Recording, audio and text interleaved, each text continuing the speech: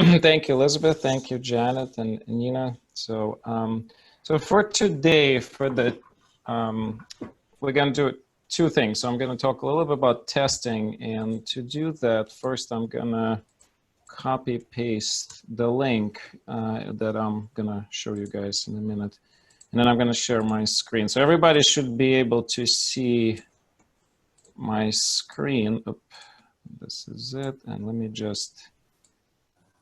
Okay, so I think that's hopefully good enough. Let me make it a little bigger. Okay, so what you're looking at is the solid lines represent testing of the actual virus. So whether it's a PCR test of the saliva or the nasopharyngeal swab or the stool test in the yellow. Stool test is not really clinically that relevant because it's not practically done. And then these two lines, the purple and green. So this is the newer tests that are antibody tests, okay? So why is this so important? Well, let me walk you through the whole slide, because actually the criticality of testing is probably in the next few weeks to a month gonna become apparently even more important, especially since politicians are discussing a lot this COVID positive antibody licenses and all this kind of strategies of reopening the economy based on multiple, or basically most of us being eventually tested for antibodies. I'm not going to talk about the politics of it, but I want to show you practicality of tests, sort of the pluses and pitfalls. So this line right here, did everybody seeing my mouse? Is it showing up on your screens? Okay. So this line right here, the dotted line, this is when people, before this line on the left is where there's no symptoms. So detection is possible. However, it's quite unlikely, because if you don't have a symptom, unless somehow you're lucky to get tested in this week, it's not going to be picked up. What you're seeing, that there's really quick rise in all of the viruses being present either in the nasal or pharyngeal, so mouth and throat. And then the peak somewhere right at the onset of symptoms, so maybe a couple days later. So if you get tested in either a nasal pharyngeal swab, which is most common test, or the spit test, which I'll talk about in a second, in the first 1 or 2 weeks, they basically have almost identical course. So they're identically good. The problem with the nasopharyngeal swab is it's very operator-dependent test. If for some reason patients started gagging, and they couldn't put the swab far enough, the pickup is going to be lower. That's why I'm actually strongly advocating for the whole country pushing to the saliva test, because it's a lot easier to collect. It's also a lot higher yield, because you can collect the saliva early in the morning when the probability of the test is higher, because when you wake up in the morning, you have a lot of congestion, which is normally occurring, and thus the possibility of viral particle in there are higher. The other important part of the why saliva is better is you can see that even 3-4 weeks out, you still have a reasonable chance of getting positive test, versus if you came week 3 or later to do the swab test, it has no chances, or be practically, to pick up the positive, even though you may have had it positive, but not anymore. This is what's referred here as PCR likely negative. Now, let's talk about antibodies. So the antibodies do not start appearing immediately. So if you went and you get tested over here, and let's say the test was negative because the collection was not done right. Somehow the operator who was doing your test didn't put the swab far enough. And if this is negative, you're also going to have negative antibody because they're not have yet risen, okay? So that's why there's a lot of new strategies of doing 2 tests. So regardless of the outcome of this first test, there's more and more advocacy saying that we should test most people somewhere between week 3 and 4. There are a couple of tricks with this. First of all, if I take asymptomatic patients from just general population and test everybody, there's going to be a lot of false positives, because this test is not perfect. So we're not talking about testing as a public health initiative where you want a broad assessment of antibodies in a population of a symptomatic patient. This is talking exclusively when somebody gets ill, when somebody has symptoms. However, in the future, as the tests continue to improve, this may become critical because you can see there's this green line. That's what's called an IgG test. This test remains positive for a very long time, for many months. So while the IgM is going to drop off after maybe 2 months, IgG is going to continue to stay present. So eventually, as we learn more and more, we will be able to possibly test the entire population. So what is the sort of, why would we do this and what's the clinical importance? Well, we don't know that for a fact, but we're hopeful that this antibody, this green antibody, IgG, if it's positive, gives people protection. It's not been proven. There's back and forth about it, but that's, in terms of the test itself, that's the only way we'll be able to predict if somebody has capacity to be protected, okay? I'm gonna pause at this because I think that's about as much as I want to talk about this aspect, okay? Now I'm gonna take a look if we have any, I'm gonna stop sharing. Actually, no, I'm not gonna stop sharing. I'm gonna leave this on, okay? But I'm gonna go back and see if there's any questions. Okay, no, okay. No questions so yet. There's a test what IgG stands for. Well, IgG is the name of an antibody. So it's an immunoglobulin G. It's just a colloquial name for a specific type of antibody. And that's, in this test, it's specific to a coronavirus. So it means that the body beginning to mount protective antibodies. So then when the body sees the virus again, it will quickly neutralize it. The difference between IgG and IgM. IgM is an early response antibody. It comes up very quickly and then it drops out. IgG tends to come up slower, and I'm not sure why in this graph they haven't separated. Usually IgG looks something like this, a lot slower. But it stays in the system a lot longer, and for certain diseases it can stay in the system for years and if not even decades. But we don't actually know how long the IgG will stay positive for coronavirus. So there's a lot of uncertainties. This is the best I can give you now. If you want a link, I put that in there. It's from Journal of American Medical Association. Okay, haven't people who tested positive for IgG had relapses of COVID? No, we don't know. There's been an information that the IgG may not be protecting from relapses. I don't think there's any data on that. We're gonna have to wait. But generally speaking, IgG simply means you've had the illness. You may not have had symptoms, but you have had the virus, unless the test is false positive, which is about 5% chance of that. So if you look at the general population, if I do 100 tests, 5 of them gonna be false positive, unfortunately. Is it still recommended to wipe down groceries after grocery shopping? Yes, I think so. I think we're still in that.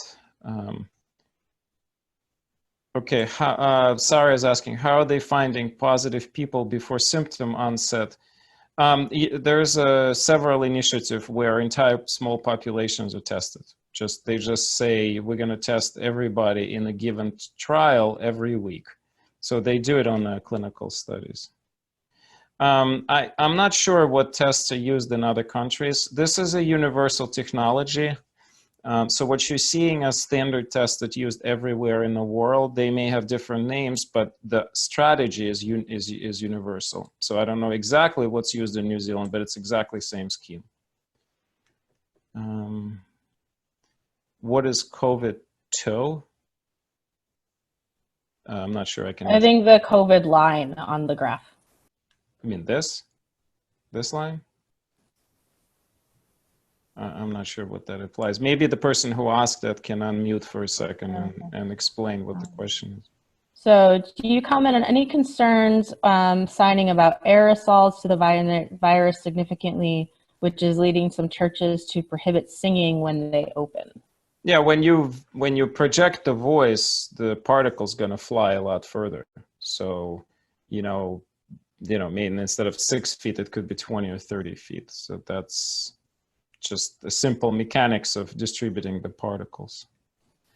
Okay. So I And think, someone read, what were you going to say? Sorry. no, I want to give myself a couple of minutes to talk about herbs. Oh, So I okay. want to make sure that, I think what we should do is, unless there's one more burning question, then we can talk about Linda's question after. Why are some children having life-threatening heart disease attack? We don't know. This is brand new. I just read about this today.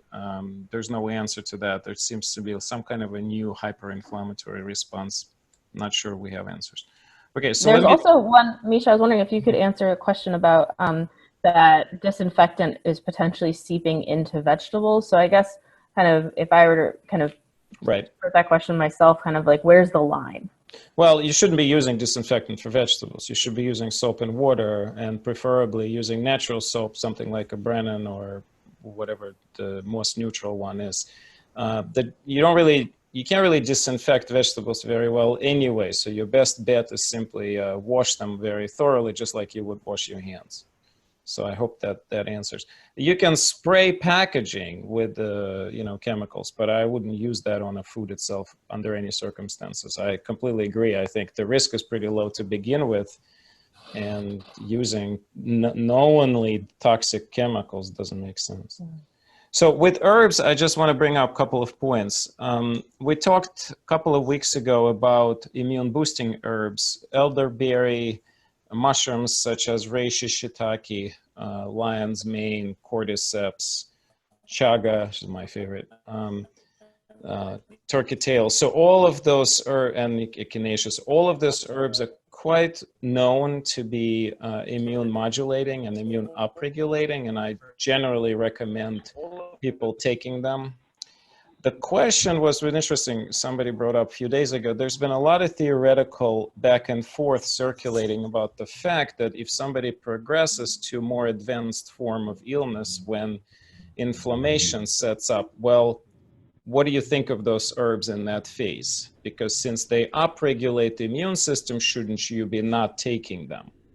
And as with that logic, a lot of people were asking me, should we just stop all the immune boosters because it's a problem since you have this hyperimmune response? Well, it's not so simple. It's actually quite in reverse. People who have early form of the disease in this first week, -1 to +1 to +2, so this 1 to 3 weeks, they actually have a down regulation of immune functions. So they have a relative immune deficiency. At that time, taking all those herbs is going to be probably quite beneficial. Once somebody unfortunately, if somebody unfortunately progresses to what's called stage 3 or hyperinflammatory response, at that point, those herbs won't do much good anyway, and they possibly could be harmful because they will indeed continue to push immune response up when you no longer need it. At that point, you actually should be down-regulating inflammatory response, hoping to suppress it as fast as possible. And at that point, the disease takes what's called a hyperinflammatory state and not a proviral state. At that point, virus is often gone. Why? Because your immune system already produced neutralizing antibodies. But unfortunately, inflammation is continuous. And that's what, when somebody ends up in an intensive care unit, most of the methods used are used to down regulate inflammation and also protect the system against complication of hyperinflammatory response. For example, it's now becoming universal that most of patients in ICU are getting some kind of anticoagulation because a lot of people get blood clots as a result of a hyper-inflamed system and accumulation of pro-clotting factors in the blood. So I'm gonna stop at this. We're right at 2:20. Let's see where we are with the last question so that Liz and I can remember to go back there. Liz, which question? Sure. Well, there's one question. What is the favorite mushroom that you mentioned? So I don't have a chaga, C-H-A-G-A. C-H-A-G-A. Yeah, Okay. it's there's a lot of variety of Japanese mushrooms. They're all quite well evidenced. Of course, reishi is by far the most studied. But there are a whole spectrum of them. Some of my preferred products, it's not a CME lecture, so I can say that other host defense products, which are Paul Steinman's company, and those grown organically in the US, so we can vouch for their quality. So I'm going to stop at that and then pass the baton to our own Nina Paul from GW. Nina, thank you so much, and I'm going to mute myself. Thank you, and it's great to be here. So switching gears a little bit to focusing on mindfulness. Mindfulness is particularly helpful at this time of extra uncertainty and anxiety. So it's very common to feel more stress than usual at this time of COVID-19 and to be worrying more and focusing on the negative. And then when we are in these stressful thought worry loops, we tend to drive up our stressful emotions and the stress response in our bodies. So the good news is that we can use mindfulness as the antidote to these stressful thoughts, these stress thought worry loops.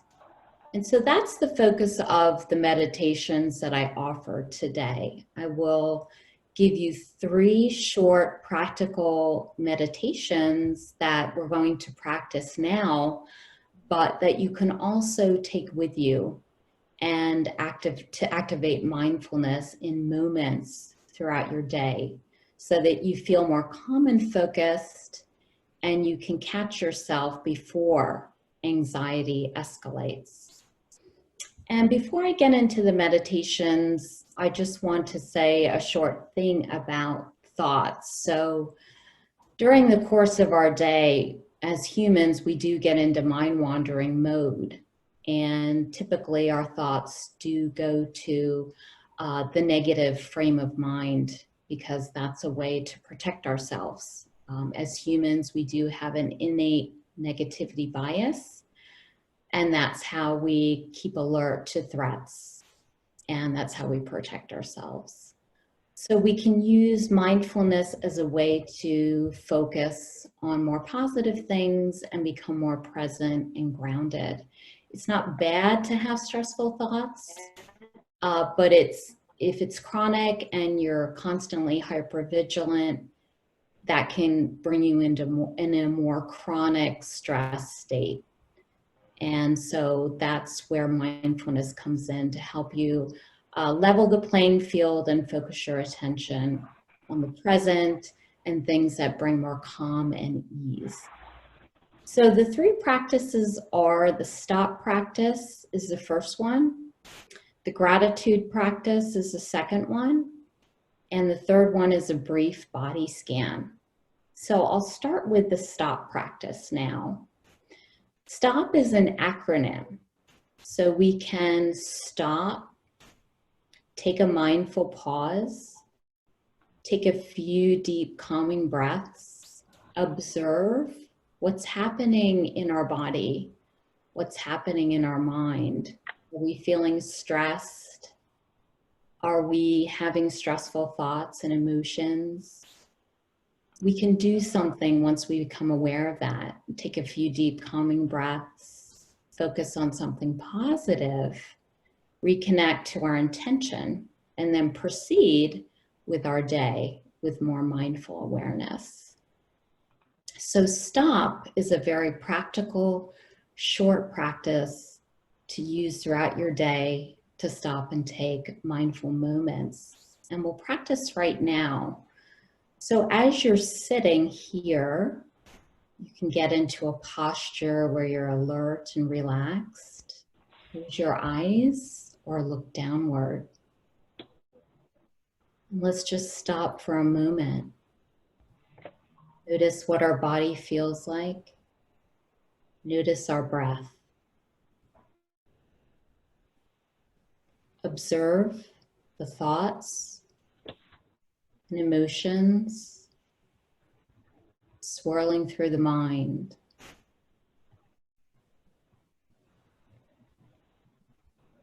Let's take a few deep calming breaths to calm ourselves and bring more relaxation and ease into the body. So let's take a deep breath in through the nose.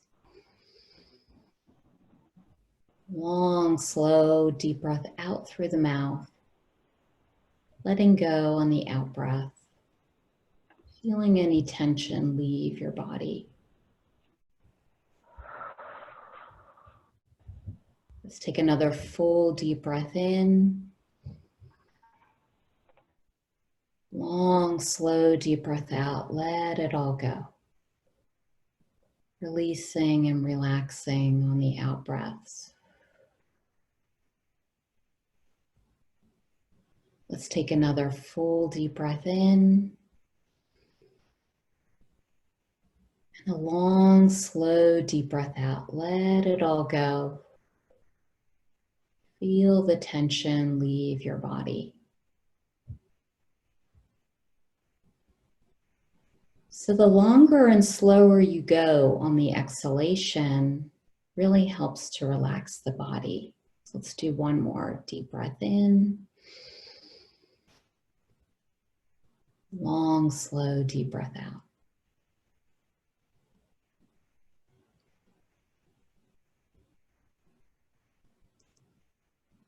And then you can proceed with your day with a new sense of mindful awareness, feeling more at ease and connected with your body.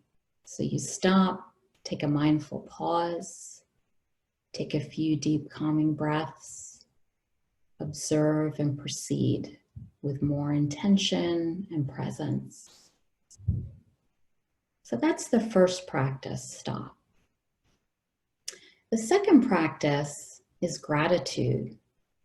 So gratitude has been well studied in the field of positive psychology, showing that it promotes psychological resilience and calms down the body and the nervous system. So with gratitude, we get into the mindset that even though there are some stressful things going on in my life, there are also things that are going well. And you can focus on gratitude as something very simple or profound. And that gets your body into a beneficial biological state. That's what the science shows. Sending a calming signal to your body. So we can tie that into the stop practice. When we stop and take a mindful moment, we can turn our attention to gratitude. So let's do a short gratitude practice right now. So closing your eyes or looking downward. Call to mind something in your life or a person that you're very grateful for. It can be a group of people or one person. It can be a thing or many good things. Call this to mind as vividly as you can.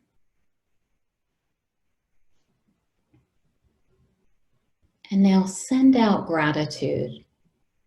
Express your gratitude in whatever way you're drawn.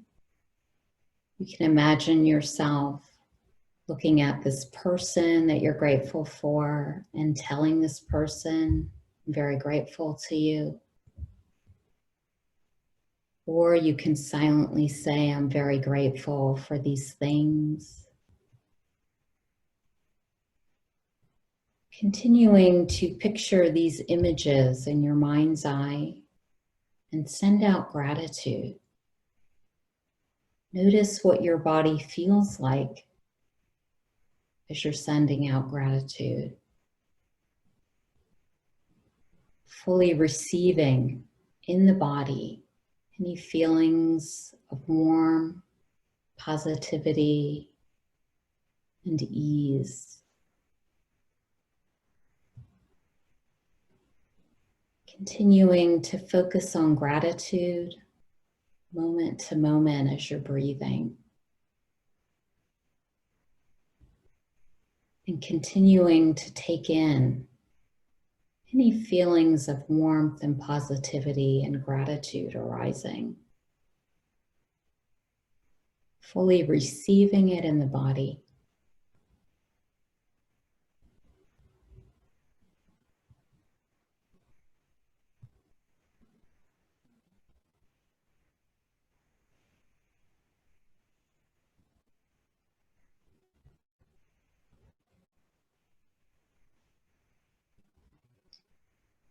Coming back to the room when you're ready.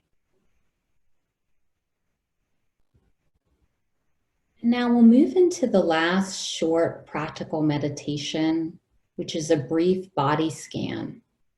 And with the body scan, you're taking your attention to body sensations in different regions of the body to bring you into the present moment, to feel more connected with your breath and your body. So I'll be inviting you to bring your attention to different regions of the body and just focus on the sensations and your breath, moment to moment. And when we focus on body sensations, we're shifting the gears of the mind from thinking mode to sensing mode. And that brings us into the present moment and sends a calming signal to the body, to the mind. So once again, sitting, closing your eyes or looking downward, and taking your attention all the way down the body to the feet. And noticing the sensations in the bottom of the feet, the toes, the top of the feet. Just opening up to feeling the sensations in the feet, moment to moment. You might notice a tingling, sense of warmth and coolness, a pulsation, a pressure, a sense of touch. Just opening up to the sensations with curiosity, acceptance, and kindness. Then shift attention up from the feet to the legs. You might notice the legs making contact with the chair. Sense of heaviness or weight here. Just opening up to all of the sensations you're noticing in the legs as you're breathing. And then shift attention up to the belly, seeing if you can get a sense of softening the belly. Softening the belly sends a signal to the nervous system to calm, sense of safety, soothing, allowing and softening in the belly. Shift attention up to the shoulders. We often tend to hold a lot of stress in the shoulders. You can take a deep breath in and bring the shoulders all the way up to the ears. Deep breath out, bring the shoulders down, away from the ears. Breathing into the shoulders, bringing more spaciousness into the shoulders. Softening and letting go here.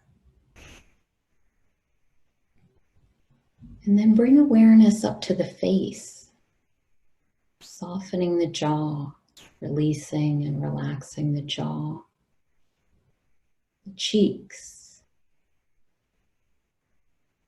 moving attention up to the space behind the eyes, softening the eyes,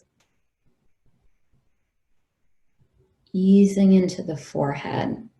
Forehead is another place where we hold lots of tension, softening here, soothing, relaxing, and letting go in the forehead as we're breathing.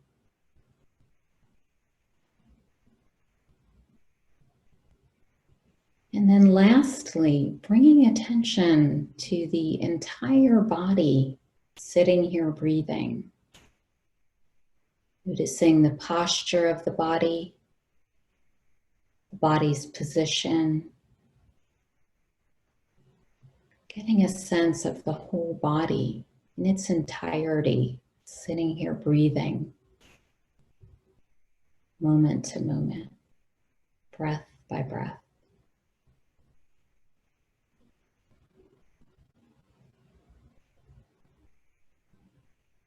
Open up the lens of your awareness to end this meditation to include breath, sounds, thoughts, emotions, externals coming into your awareness. You can take a deep breath in, deep breath out. Welcome back from this meditation.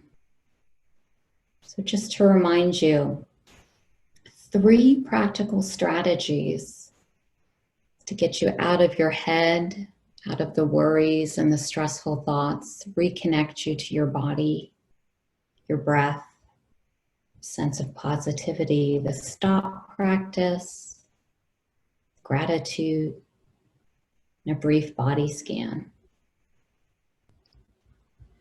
Practicing throughout the day regulates the nervous system and gets you in touch with the fact that you have a choice at any time where to place your attention.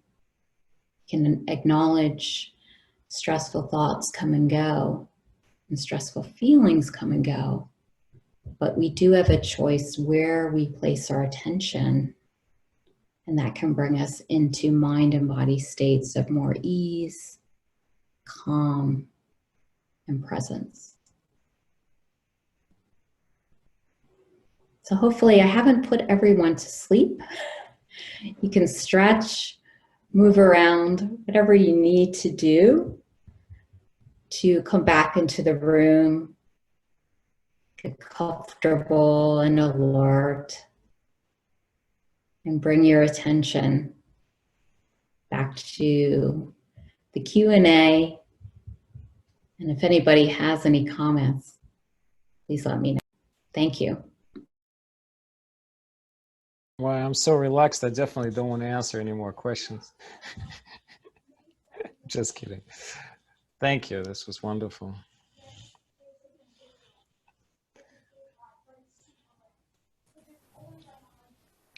Does anyone else want to comment on the practice? Anything you would like to put in the chat or unmute yourself and say a word or two?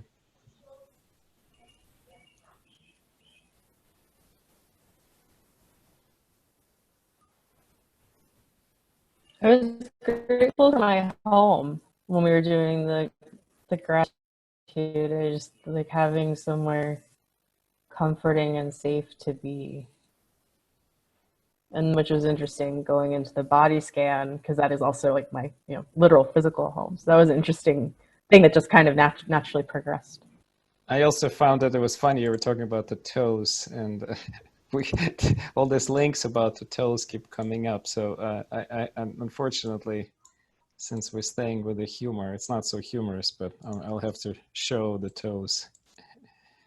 So this is the actual COVID toes. So it basically localized inflammatory response that's apparently associated with less symptoms. I don't know how frequent this is, but it looks like similar to this loss of smell. This is one of the what's often called pathognomonic, or basically just a very specific finding if other symptoms present. So just a little factoid. All right. So I think the next question was, I'm going to go back up there. So how does one identify that you're in stage 3? You wouldn't identify it. This would be a physician identifying it. It's based on severity of symptoms. Stage 3, almost all the patients in ICU. This has nothing to do with fever at all. In fact, most of the patients by that point, don't have any fever, they just have a massive inflammatory response, they have a hard time breathing, the oxygen goes down, they need to be put on a ventilator, etc. So it's a severity of inflammation, and it's judged by overall clinical presentation.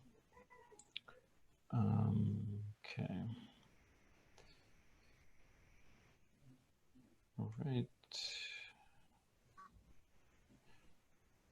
There's a follow-up question about aerosols, about knowing that they are projected in the voice, but for how long would that stay in the air? It would be the same. It would be any different from any other droplets. It's just a range. Which is how long, would you say? It's minutes. The droplets go down pretty quickly. I mean, they're not in the air for more than probably 10, 15 minutes. You know, so if you're in a group of people and everybody talking or singing, you're highly exposed. But if you walk into that room 30 minutes later and you don't touch anything, there's no risk. That's sort of the general consensus, I'm pretty sure. That's why, generally speaking, I wouldn't think that any singing in a chorus at any time in the future is going to be an option, because that seems like too high of the risk. And if one person is even asymptomatic but can spread, it means that the chances of infecting others are going to be exceedingly high. So there was another good question. So I read the report in the newspaper recently that the virus was not transmittable by food. Well, if somebody sneezed on the food and then you take that food, the particles are on top of a food, and then you put your hand or the food in the mouth, and then of course you're going to get infected. So there's no question about that. The food itself shouldn't carry any virus if it's been handled right. So it's not the food that can transmit, it's how the food was handled. So who touched it? You go to a supermarket and you don't know who touched the food, 5 minutes before you walked in there. And if that person is sick, there's a risk of that. So that's, I think, what everybody's afraid of. All right. When going to the store, many people are not following the rules, and I have been getting very frustrated. I have even had verbal confrontation, which are very out of character for me. How do I suggest I handle this?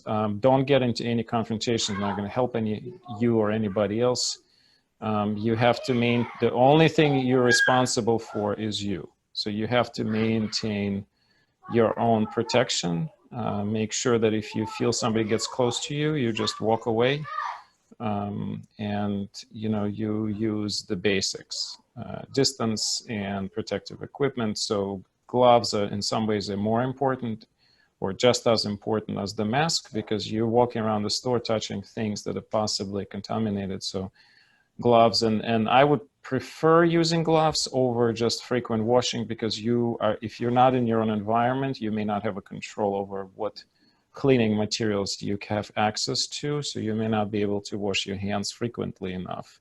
And frankly, I don't know about everybody else, but I just can't often even be cognitive of my own personal urges to take my hand and put it somewhere in the face. I much rather, in that situation, say that I have some other barrier of protection, like a mask, so I don't put my hand in there, in the face, close to face, and also the gloves, so that when I'm out of the store, I can take gloves off immediately, or at the very minimum, I know there's an additional layer, and I'm at least cognizant that my hand is not my hand. There's something between my hand and there's a protective equipment on it. So that also helps just to remember.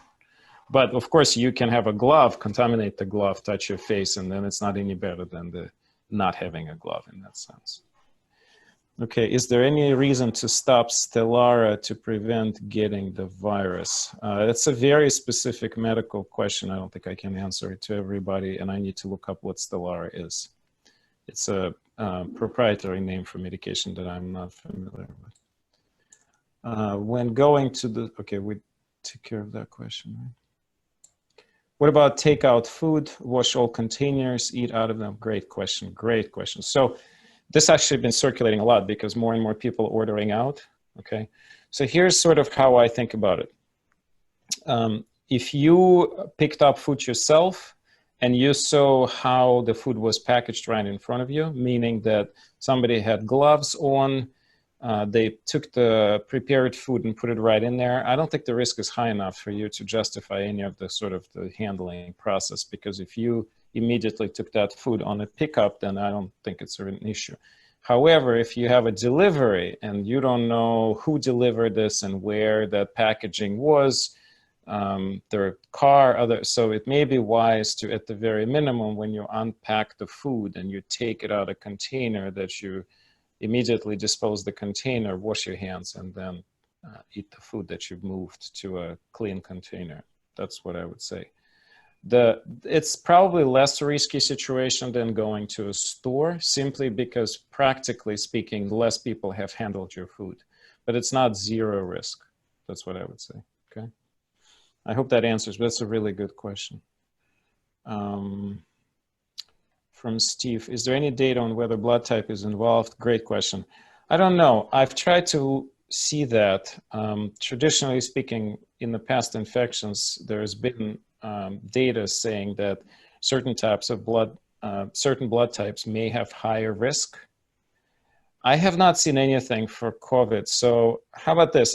Let's table this and I will find an answer to this question if I can for one of the next topics. So whose question was this? Margaret? So, oh, from Steve. So we'll try to address that. That's a really interesting question. Okay. I think there's maybe one more or so. I think there are a couple more. Let me quickly go through them and see where we end up, okay? Okay. An elderly friend was just diagnosed and reported over the phone having the tremor. So bad it is hard for him to get food to his mouth. Boy, that's a hard one. If that's really that bad, probably should go to the hospital, because if somebody cannot feed or cannot drink, it could be an emergency situation. It's kind of hard, Audrey, it's kind of hard to comment beyond that, because I need to know situation closer to understand sort of what's going on. You may want to send me an email about this if you want a more specific answer. Otherwise, if you think that your friend cannot really eat, that should, unfortunately, a person should go to the hospital, because you can't really figure out how to quickly handle that at home. Okay, I have migrated my yoga classes to online. I anticipate teaching virtually for foreseeable future. Do you think group of yoga exercise will be viable in any time soon? Well, I think there's tons of it going on already. I see a lot of it transitioned. I have several of my Qigong teachers already doing this. So I think it's a wonderful and probably the only possibility right now for those people who want to practice. My wife, who's in the room next to me, I know she's doing her yoga classes online, her Kundalini yoga almost every day. Okay, can you reuse surgical gloves after washing? That's what I've been doing. I'm occasionally reusing them if I feel that I haven't really tore them apart or didn't contaminate them. So I would just wash my hands with them, take them off and dry. If you have a surplus, why would you do it? Just throw them out. But it's also environmentally probably friendly. We also bought lots of cotton gloves. So when I go outside for a prolonged period of time to the store, I use those, because I just, I come back, I take them off, we put them in a in a container for washing, and then when it fills up, we wash them. And I think, let's do one more and then stop at that. Do you think genetic altered COVID vaccine, if developed, is preferable to any life?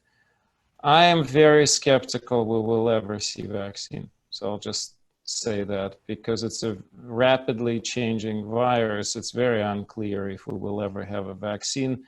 Previously, the vaccine against coronaviruses have not been successful. So I'm not sure why we think that it's somehow COVID will be different. We have to wait and see. There's a lot of effort put in, a lot of budget put in, and hopefully that this round they will succeed. But I can't answer this question because I don't know. I just simply don't know if anybody knows what form vaccine will succeed here. So there's more questions, but I guess those of you who asked them, let's either, I guess, stay online. Liz, how do we want to handle it? We have two more questions. Do we just stop here? I think there's a kind of one question that nicely wraps things up, and saying, in the in the line of what we do know, what we don't know. It was someone was asking for your opinion on where we are in that balance for right now. In the balance of what? Where we are as far as what we do know about COVID-19 as opposed to what we don't know about COVID-19. Oh, I mean, I'm sure we don't know more than we know. There's no question about it. There's so much that needs to be clarified. We still don't have proven treatment. We still don't have a full understanding of immunity against the virus. We don't understand if the virus mutates or, I mean, I'm sure it mutates, but we don't know how quickly it mutates. So there's so many questions, unfortunately. So, by the way, did somebody ask about mistletoe injections? I do believe it's probably helpful, especially as prophylactic or early in the disease. But it's a pretty expensive treatment and probably not for everybody, and it needs to be medically guided. So nobody can just kind of do it on their own without supervision of the provider who's experienced, because wrong doses of mistletoe can cause massive allergic reaction, including anaphylactic shock. So this is not a joke. Baking soda good for washing vegetables? Don't know. I haven't looked into that. Probably yes. So I think with that, how long of a pandemic? I think it's a question for everybody. I don't know. I mean, I'm worried that we're going to be at it for a long time, and frankly, it will probably depend more on societal response and natural progression of the disease. And I'm not sure that anybody knows the best answers to this. And my prognosis is probably just as good as everybody else. And unfortunately, we're going to have to wait and see and hope for the best that either warm weather will interrupt it, or, you know, vaccine will come up despite my possible negative predictions, or that we will eventually become immune. So, but none of these answers are satisfying and frankly accurate. So. Well, thank you everyone for being here. Not to sound Pollyanna about it, but I think just for our own sake and our own sanity, just being with each other, even like, you know, this once a week or however we are with friends, is the one thing we can do to add our own, to quiet the own pandemic in our brain, if you will, and take the things that we can control, our gratitude, our body scan, our time to think, and go from there.